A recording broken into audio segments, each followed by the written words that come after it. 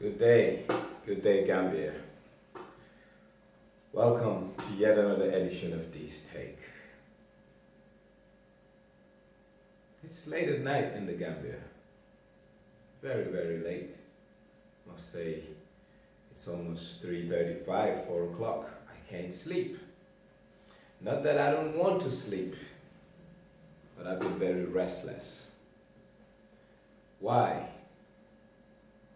I'm bothered, and I'm bothered about the events that took place in the Gambia. This is not the first time, but I do hope this will be the last of such events.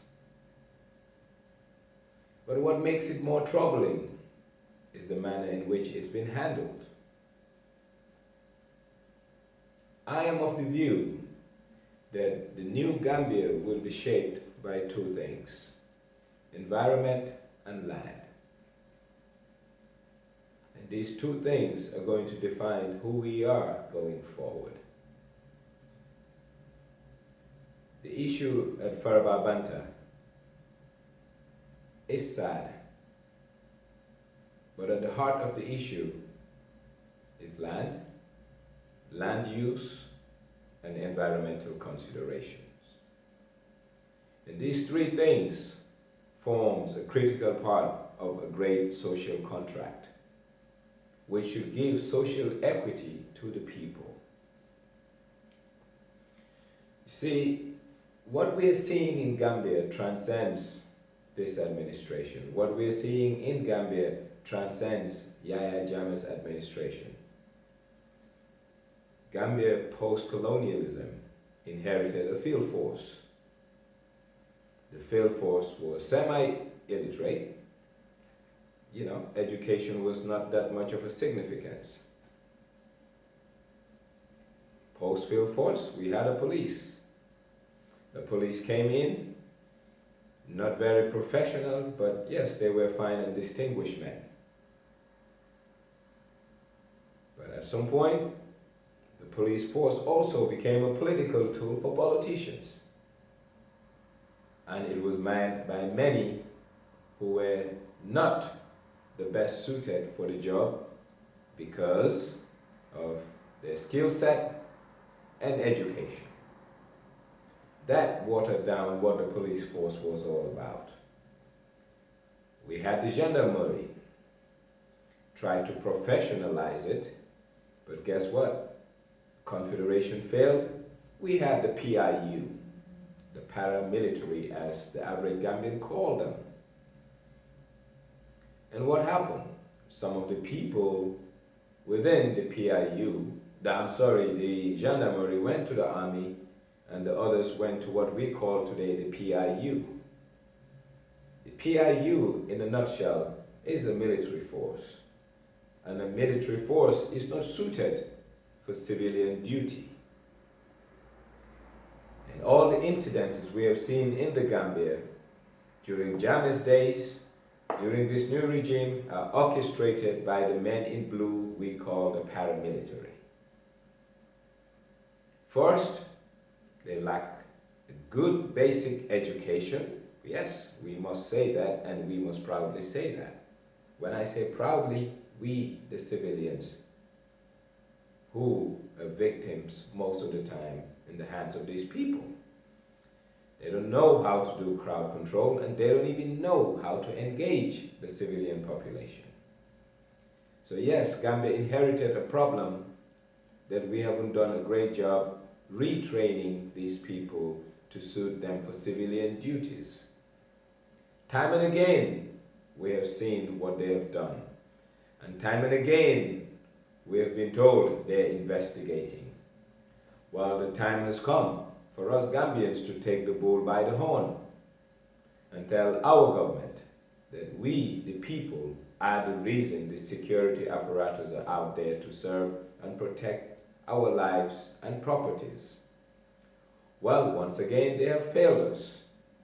And this needs a critical look in terms of what went wrong, the systems, because if everyone is disowning their own men, the system has failed. The Minister of Interior said he is pretty sure that commands were not given for the men to fire live bullets. The IGP is saying no commands were given. Well then, who is policing the police that's policing us, we the people? This is scary because there's a breakdown of not only law and order, but the command structure of the very entity that should protect us, we the people of the Gambia.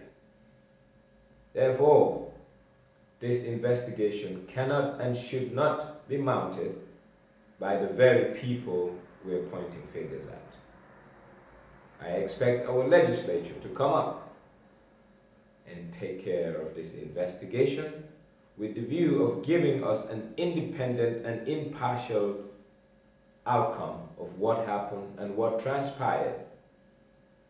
Business as usual cannot continue in this new Gambia.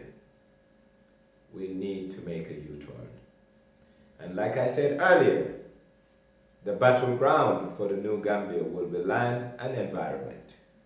And time and again, we have seen that this is at the heart and soul of most of the issues faced by us, the people of this great nation. Well, under such circumstances, we expect the leadership of the country to come out and at least give us comfort by giving us a national address, reaffirming our thoughts that something will be done with regards to this. See, one Gambian life lost is one Gambian life too many. And we have lost a lot of lives in recent months. And we're yet to get to the bottom of it, or bottom of them, rather. Therefore, I do hope, once again, we will get to the bottom of this. And also, this is not about politics. And I hope the political pundits on Facebook put politics aside and look at Gambians and feel the pain that we are going through collectively as a nation. It's a dark day for us. And in building a nation, this is not what we want. In building a nation, this is not the trajectory we want to take. In building a nation, we don't want impunity to be cemented in our democracy. We don't want discretion to be cemented in our new budding democracy. We want transparency. We want systems whereby a command structure will not fail, because this is a total failure of the command structure of the Office of the Inspector General of Police. No one is taking responsibility for the command to fire live bullets. That is appalling, and that needs immediate attention. And we, the taxpaying population of this country, we, the people who constitute this country, want answers, and we want them now. And we want them from the people we have entrusted power to.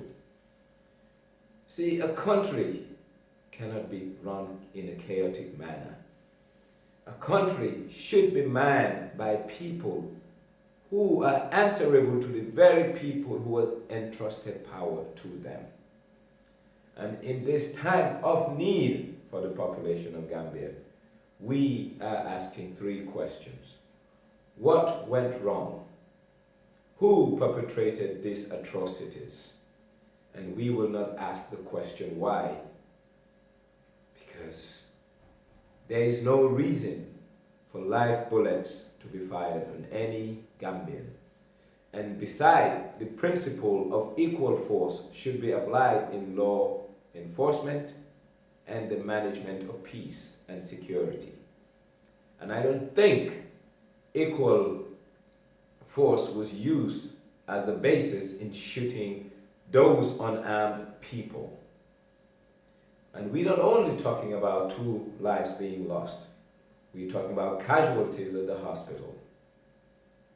I am infuriated as a Gambian, and I stand with any well-meaning Gambian to denounce this, because the state is not a machinery for repression, and the state will not be turned into a machinery of repression, because we, the Gambians, deserve better. We went out on a hot sun December 1st to cast our votes and make a difference, because our rights have been subjugated and abrogated for over 22 years. What we fought cannot be instilled. And I do hope the government will denounce what happened yesterday in the strongest of terms, and not only on paper, but on the voice of the highest officer on the land. We deserve that. We deserve to hear from him, because I am bothered that someday, if I don't like what I see going on in my country and I want to get out on the streets, my life will be in peril. And that's not what I want. I want the state to guarantee my protection, my life and property as and when I want to go out and protest. The culture of protest must be instilled in the new Gambian psyche. The culture of protest must be inculcated in the young, so that we can curb the excesses of governance, so that we can curb the excesses of the political class, so that we can tame and make sure that our democracy is in an equilibrium where there are checks and balance which make people accountable for their actions. And finally, I want to come back to the issue of land and environment, as it has become the heart and soul of what happened in Faraba. And Gunjur is another looming crisis. Sanyang is another looming crisis. And there are many other hotspots in the country that can trigger issues like what we have seen in Faraba. Therefore, what is happening in Gambia, like I said, is a new battleground. And this battleground is between land and environment. Something has to give in. And what's going to give in is called being rational, being conscientious, and being objective to the greater good of society. Gambians are not too environmentally conscious in the past, but that mindset is changing, because certain elements of our society are taking local communities for a ride, and that no longer can prevail. We should be our brothers' keepers. We should be collectively our sisters' keepers, and we should put our government to check. Therefore, I hope in the shortest possible time, this government can give us a comprehensive account of what happened and bring the perpetrators to book. Business as usual will no longer be condoned. Every Gambian life, or lives rather, matters. And what we are seeing in this new Gambia, I won't say is very troubling, but it's alarming. We need to protect our environment so that we can pass it on to subsequent generations. We need to manage our land so that people can have land and livelihoods in their local communities. There's been too much speculation, and this land speculation is putting local communities at risk, and it's driving real estate prices in this country out of the reach of the average Gambian. We want a better social contract. We want a social contract that protects the poor and vulnerable. And it's the vulnerable people at Faraba who suffered the brunt of what happened yesterday. Enough is enough. New Gambia is not a casino for some people to come and gamble. And New Gambia is not the new gold rush where everyone think and come, they can just come and rush for a new opportunity to enrich themselves in a short period of time. It's not going to happen. We, the people of this country, should not allow it to happen. And injustice anywhere is a threat to justice everywhere. One Gambian suffering in the hands of our security apparatus is a cause for concern for all. And I do hope we all register our dissatisfaction in the manner in which the security forces handle this. We need better answers from the Minister of Interior. We need better answers from the Inspector General of the Police. And we need a comprehensive report from the executive, the legislature, and we do hope the judiciary will do right to these victims. Who knows who are the next victims? And we don't want to be the next victims. And my brother, Baba Gali Jallo, kudos and my respect to you. What you did is what I expect of any conscientious Gambian. We and all of us don't hate the system because we are the system. If we want to change the system, we need to talk truth to power.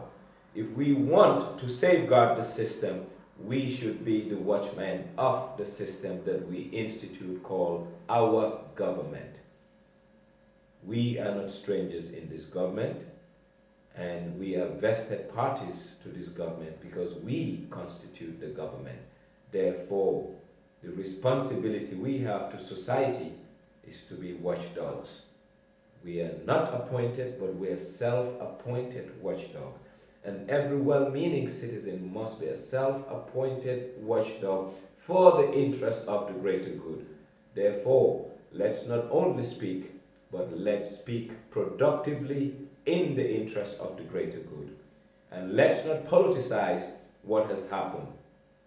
Let's make sure that our government institutes systems to make sure that the failure of command we saw with the PIU that resulted in the loss of lives will be the last time we hear of such atrocities in this new budding democracy we're trying to put together. Gambia cares about all of its citizens, and Gambia, as our mother, is crying that we have a weak social contract where the least vulnerable are the poor. Because the people who lost lives in Faraba are at the bottom of the totem pole, and that should not happen. Gambia should protect all of its citizens and their properties. People are just trying to make a livelihood farming. People are just trying to make a livelihood fishing. Therefore, they don't want anyone to taint their environment.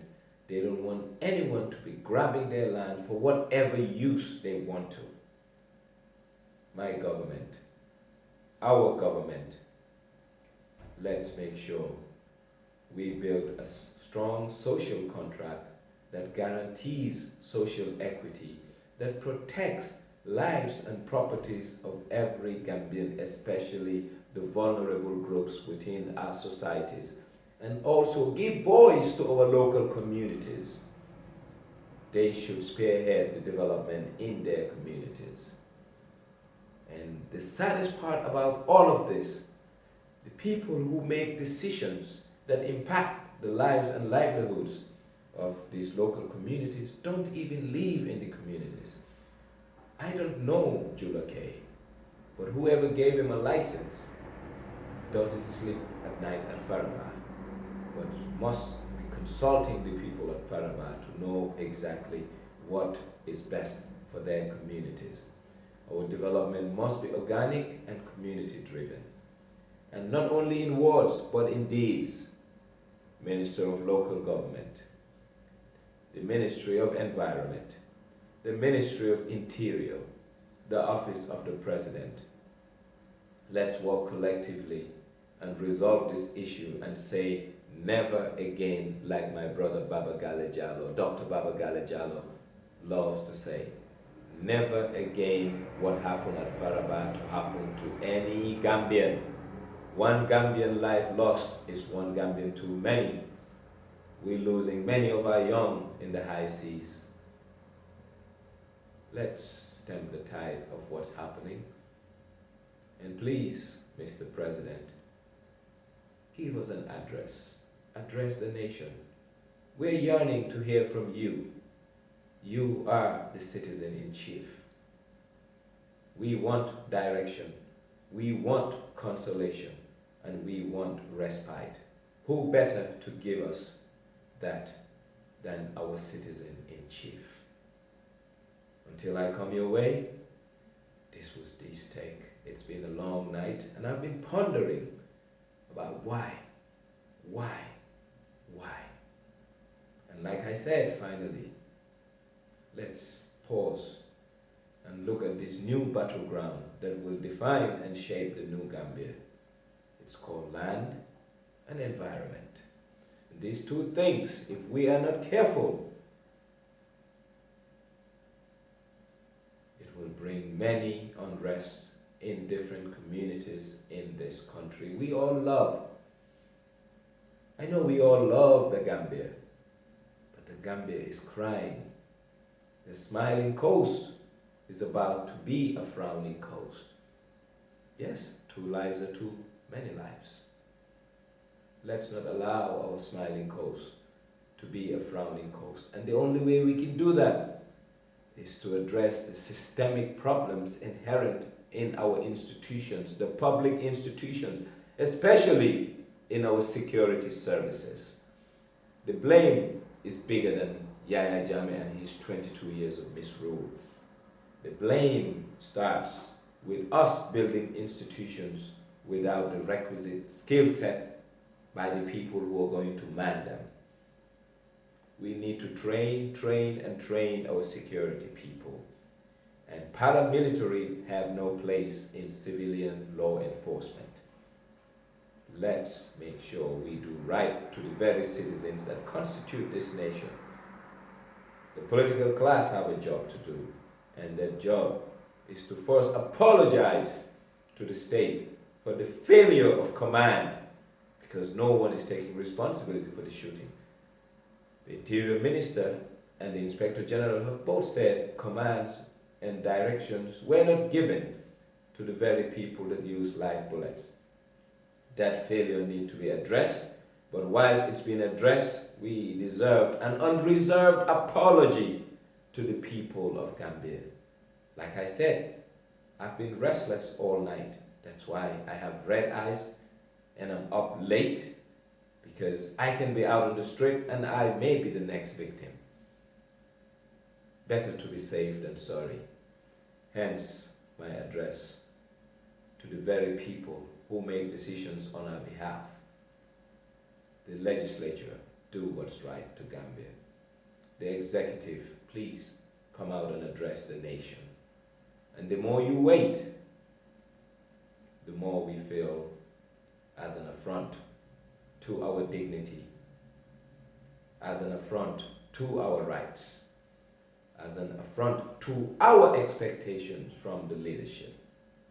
Thank you, Gambia. This was D until I come your way again. Have a great morning. And rest in peace to the fallen victims. And I do hope God give respite to the ones in the hospital, or hospitals rather. And finally, let justice guide our actions towards the common good. The common good is what constitutes this country called the Gambia. Politics aside, the common good comes first. God bless Gambia. Love you all. Thank you.